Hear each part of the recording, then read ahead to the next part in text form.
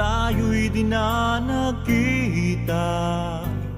Magandang araw po sa inyong lahat, mga giliw naming tagapakinig.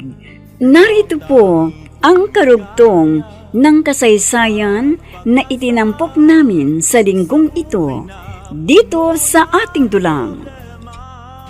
Luha. Oh, may malamig na juice dito. Uminom ka. Tamang-tama dyan sa dala mong merienda. Ako tong nagdala ng merienda, pero kayo ang nagpapamerienda sa akin. Oo naman. Sa'yo ang mainit na pansit, sa akin naman ang malamig na inumin. Ay siya nga pala. Hindi sa panghihimasok ko sa personal mong buhay, no? Pero ano bang hindi mo gusto kay Kaloy? May trabaho naman siya at maganda siyang lalaki. Hindi ko ho siya type eh. Mabuti naman pala. Para kahit papano magkaroon ng pag-asa na ikaw ang mapapangasawa ni Bernie. Ho? Si Bernie? Oo.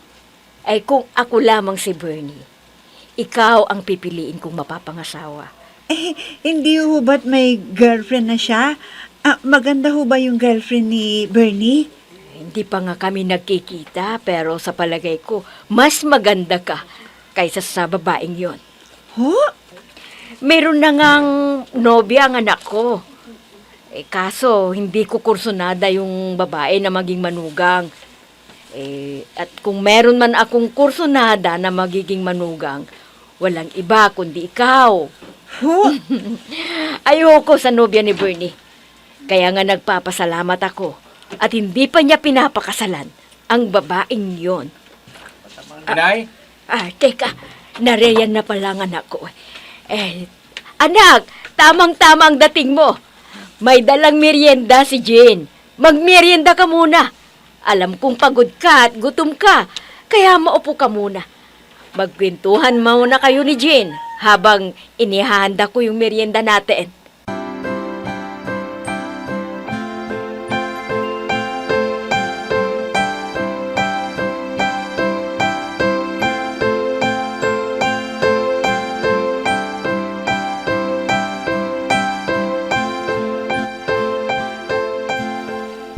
O anak, umalis na ba si Jane? Hindi ba nagkwentuhan kayo? Nagkukwentuhan kami nga, inay, nang tumawag sa kanya. May bibig daw ng paninda niyang bigas. Ay, ganun ba anak? Alam mo anak, hangang-hanga ako kay Jane. Napakasipag na bata at tulad mo, mahal na mahal din niya ang kanyang inay. Kaya't mas minabuti pa na magtayo ito ng sariling tindahan sa harapan ng bahay nila para hindi niya maiwanan ng kanyang inay. Oo nga ho Nabanggit nga ho niya sa akin. Siya nga po pala, inay. Baka sa susunod na linggo hindi ako makakapunta dito sa bahay. Dahil may problema ang kumpanya sa main office. Pinapapunta ko para asikasuhin. Ganun ba anak? Sige, hindi bale. Naririto naman ang pinsan mo Ang ibig kong sabihin para bigyan kayo ng budget nyo. Para hindi kayo maubusan habang wala ako. Magkakaproblema pa kayo. Iba na yung may pera kayong hawak-hawak habang wala ako. Ikaw, baka hindi ka pa nakakaipon. Lalo na kamo at niyayaya mo ng pakasalan si Brenda. Inay, huwag po ninyo akong intindihin. May inilalaan talaga ako para sa inyo. Oo nga anak. Alam ko, pero hindi birong gastos ang pagpapakasal, anak. May maganda po akong trabaho, kaya maganda rin ang sweldo. At kaya ako may magandang trabaho ay dahil sa pagpapaaral niyo sa akin. Kaya dapat lamang na ako naman ang mag-aalaga sa inyo at magbibigay ng mga kailangan ninyo, lalo na't wala na ang itay.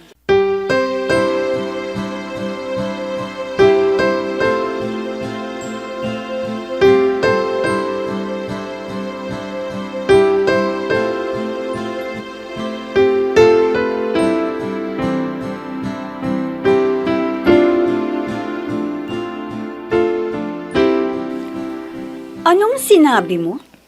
Ikukulong mo ako dito sa bahay? At anong gagawin ko dito sa loob ng bahay? Para naman maasikaso mo naman ako. At isa pa, kahit hindi ka na magtatrabaho, kayang-kaya kong ibigay ang mga kailangan at duho mo. Ang lagay pala niyan eh. Buburuhin mo ako dito sa bahay. Maiinip lamang ako dito. Paano ka naman mainip dito sa bahay? May cellphone ka naman at may TV pa tayo. Bakit? Panunod lamang ba ng TV ang kailangan kong gawin para malibang? Gagawin mo kong chimay? Ayoko nga! Hindi kita ginagawang tsimay. Ikaw tong nagsabing naiinip ka kung wala kang ginagawa dito sa bahay. Hindi porket naiinip ako, gagawin mo na akong chimay. Pagiging tsimay ba ang tingin mo sa pag-aasikaso mo sa akin? Hindi ba pwedeng sabihin mong pagpapakita yun ng pagmamahal mo sa akin? Inasawa mo ba ako para gawing katulong mo? Hindi ako na nga ang naglilinis tuwing linggo eh. Ako rin ang naglalaban ng mga marurumi nating damit. Ganon. At ngayon, ay isinusumbat mo pa sa akin ang paglilinis at paglalaba mo ng mga damit natin? Hindi naman. Tulungan ang tawag doon. Ako ang maglilinis ng bahay at maglalaba. Pero ikaw naman magluluto ng pagkain natin. Siyempre, kung makalat tong bahay, ikaw na rin na mag-aayos. Harangan naman kasing hihintay mo pa ang linggo bago mo ayusin ang bahay. Kung makalat, hindi ba? Ewan ko sa'yo. Makatulog na nga. Sa ganda kong ito, pagtarabuhin mo ako ng mga gawaing bahay. No way!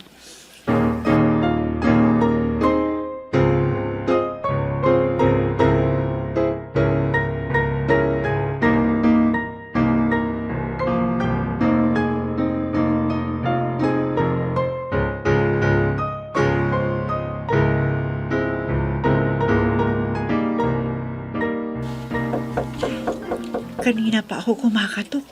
Wala namang nagbubukas ng pintuan. Nandito pa si Aling Clary? Hindi kaya siya namalengke? Pero hindi ko naman siya napadaan sa tindahan. Humihinto naman yun sa tindahan kung namamalengke dahil doon siya naghihintay ng tricycle sa harap ng tindahan. Hindi kayo nakatulog. Tignan ko nga kung nakalak tong bahay nila. Di naman nakalak.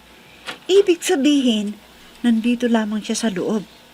Teka nga, baka nasa banyo at naliligo. Nang mabuti pa, dadalhin ko na lamang sa kusina itong kamote yun na pinabili. Bubuksan ko ng pintuan. Aling Claring? Aling Si Risa na pamangkin ni Aling Claring. Nakahandusay sa saig. Risa! Risa! Risa! Nawalan siya ng malay. Teka, hihingi ako ng tulong. Mga kapitbahay! Tulungan niyo kami! Si Risa!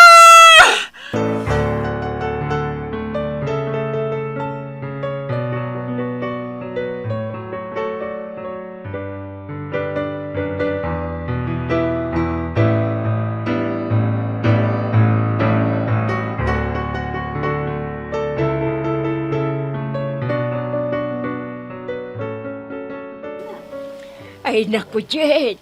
Mabuti at pumunta ka sa bahay. Ay kung hindi, hindi ka agad nalapatan ng kukulang gamot tong pamangkin ko. Mahal na mahal ko man din ang batang ito. Alam nyo, dinala ko kasi ang kamote yun na binili niya. Nakalimutan niya kasing dalhin. Katok ako ng katok dun sa bahay, pero walang nagbubukas. Kaya naisipan kong buksan. At yun nga, pagbuhan ko, nakita ko siya nakahandusay sa hig. Nawalan pala ng malay. Ay, ganun ba? Bakit daw ho siya nawalan ng malay? May sakit ho ba siyang malubha? Wala naman daw. Na-overfatigue lang daw. Kaya, yun. Lagi kasi siyang nag-overtime Jean, maraming salamat ulit ha. Wala hong anuman. Aling Claring, uuwi muna ako ha sa amin. Ha? Aalis ka na? Iiwanan mo na ako? Isasara ko lang yung tindahan at saka po ako babalik dito. Iniwan ko lamang kasi sa isang bata. Dahil nga, sinugod ko sa ospital tong pamangkin nyo. Bakit ba, Aling Claring? Kwan kasi, wala akong mapag-iiwanan dito sa pamangkin ko. Okay lang po. Babalik naman ako dito eh. Maraming salamat kung ganon. Ganito na lang, umuwi ka muna sa inyo at bumalik ka dito. Dahil pupuntahan ko pa si Bernie sa bahay niya sa subdivision para sa gastusin dito sa hospital. Oh,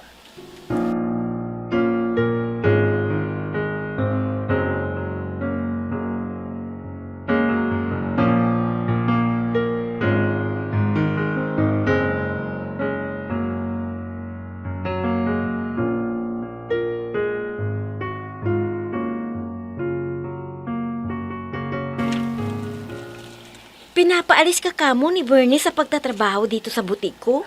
Oo, yun na ang madalas naming pag-awayan eh. Sa bagay, malit lang ang sahod mo dito. Hindi ko siya masisisi. Hindi yun. Hindi naman problema sa amin ang pera eh. Oo, alam ko yan. Ano pa nga ba ang pagiging manager niya sa isang malaking kumpanya kung hindi niya maibigay sa iyo ang mga pangangailangan mo at luho mo? Hindi nga yun ang problema eh. Teka, ano ba talagang dahilan? At gusto kang paalisin ni Bernie? Pinapaalis niya ako dito para gawin lang niyang tsimay. Ano? Sigurado ka ba dyan sa sinasabi mo? Oo, ayoko nga. Maging losyang pa ako. Siya nga pala. Pwede bang lalabas lamang ako saglit? Ha? Bakit naman? Akala ko ba nawiwili ka na dito sa butik ko? Nagsasawa ka na ba? Hindi Sandali lang ako. Babalikan ko lang yung nakita ko kanina na dress. Ang ganda noon eh. Baka maunahan pa ako. Kursunada kong bilhin kasi bagay na bagay sa akin. Oo ba? Sige, pero sandali ka lang ha. At magsisidatingan ng mga customers natin. Oo, sandali lang ako. Sige, aalis na ako ha.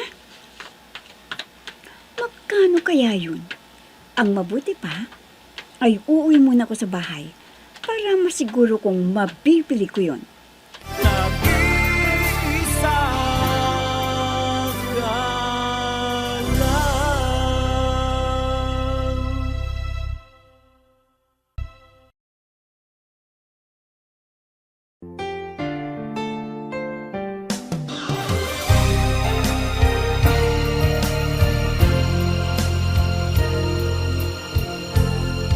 Magmula nang tayo'y di na nagkita, nadama. Sinasabi ko na kasi sa pamangkin kong yun na huwag laging mag-overtime eh. Ang tigas ng ulo. Hindi nakikinig sa akin. Ano tuloy ang nangyari sa kanya? Bumaba masyado ang dugo. Mabuti na lamang at nalaman ka agad. Kung hindi mauuwi pa sa leukemia. Di pa namin alam. Teka. Naririto na pala ako sa tapat ng bahay ng anak ko. Pero, sarado yata. Nako, wala nga siya. Nagpaalam nga pala sa akin na pupunta sa kabilang probinsya dahil may problema ang kanyang kumpanyang pinaglilingkuran. Nako, paano ngayon to? Teka, may taxi na huminto sa harapan ng bahay ng anak ko. Baka si Bernie na yun. Ayan, may lumabas sa taxi. Magandang babae. Si Brenda na siguro yan. Ang nobya ng anak ko. Mag-isa lamang ang babae. Hindi niya kasama si Bernie. Hindi pa siguro dumarating si Bernie. Pero paano ngayon to? Anong gagawin ko? Saan ako kukuha ng pera? Lalapit ba ako sa babaeng yan o hindi? Hindi pa man din kami magkakilala ng personal eh. Pero paano naman ang gamot ng pamangkin ko? Ano ang gagawin ko? Lalapitan ko ba ang babaeng yan? Lalo na't hindi ko pa nasisiguro na siya na nga ang nobya ni Bernie. Ano ang gagawin ko? Ano?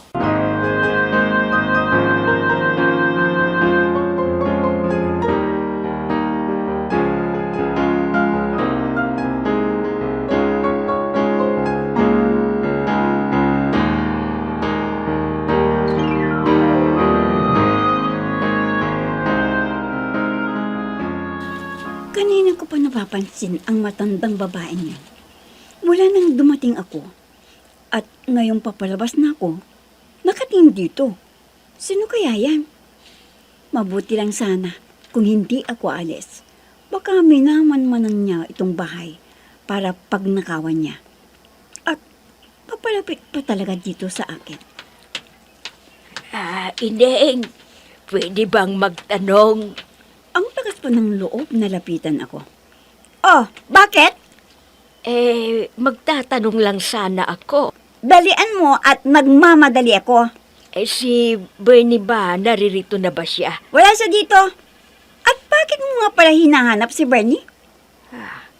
Ito nga ba si Brenda? Nanobya ng anak ko. Ano ba? Ang tagal mong sumagot. Nagmamadali ako. Bakit mo hinahanap si Bernie? At ano ang kailangan mo sa kanya? Magpapalimos ka ba? Ha? Para sabihin ko sa iyo na kung magpapalimos ka, ay wala siyang maibibigay sa iyo. Ha? Bakit? Naririto ba siya? Gusto ko lang sana siyang makausap Kahit gusto mo siyang makausap, kung ayoko siyang pakausapin sa iyo, wala kang magagawa. Kaya, umalis ka na!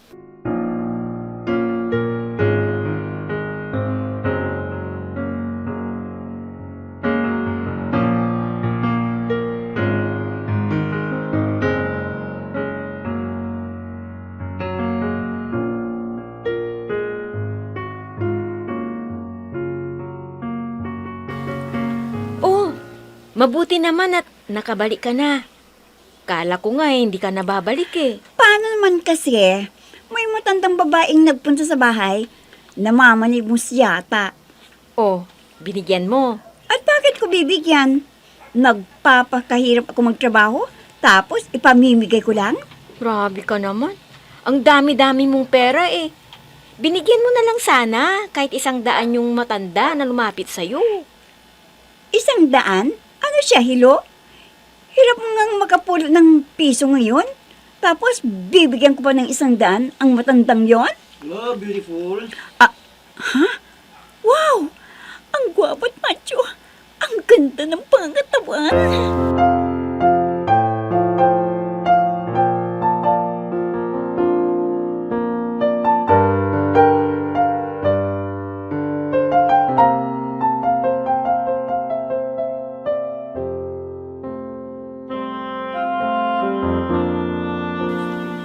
Hindi niyo nadatnan si Bernie sa bahay niya, Aling Claring?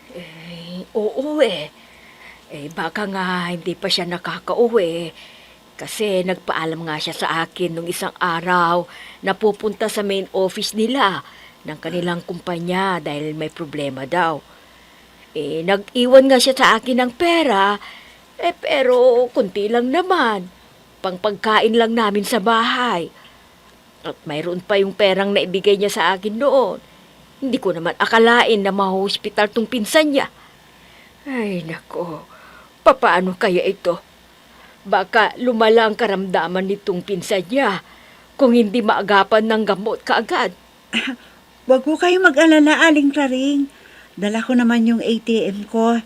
Ako muna ang sasagot kung magkano ang magagastos natin dito sa ospital. Hindi kaya nakakahiya sa'yo. Aling Claring, mahihiya pa ba kayo? Magkapit bahay naman tayo. Sige po ha. Mag-withdraw muna ako sandali.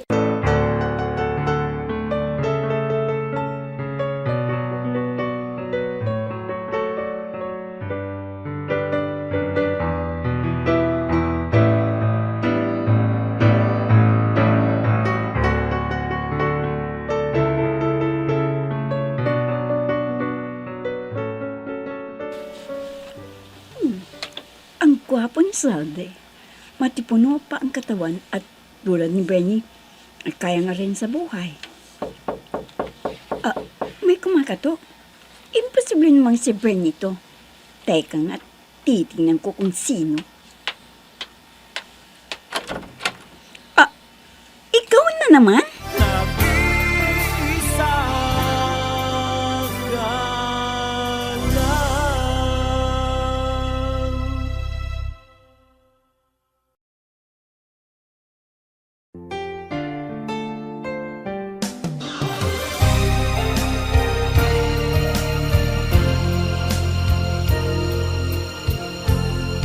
Magmula nang tayo'y dinanag. Ano ang mangyayari sa pagharap ni na Brenda at Aling Claring? Mga giliw naming tagapakinig, sundan bukas ang karugtong ng kasaysayan na itinampok namin sa linggong ito dito sa ating dulang. Luha! Mga nagbibigay buhay sa ating dula ay sina Mayra Abrehal Narnola, Susan Madikdeng, Robert De Guzman, Jun Cabato, Emma Dalope, Andrea Solar, Ami Diaz, Jonathan Bravo, at si Oscar Ora. Technical Supervision at Musika, Oscar Ora. Nilapatan ng tunog ni Robert De Guzman, Willie Francisco. Sa panulat at direksyon, Eva Alcoriza. Inihahandog sa inyo ng F3 Recording Studio para sa Pambansang Radyo ng Pilipinas, Bombo Radio, Philippines. Ang alaala nating di malilimutan, kay sarap ng ating suyuan. Lagi kong natatandaan, maligayang araw nating nagdaan.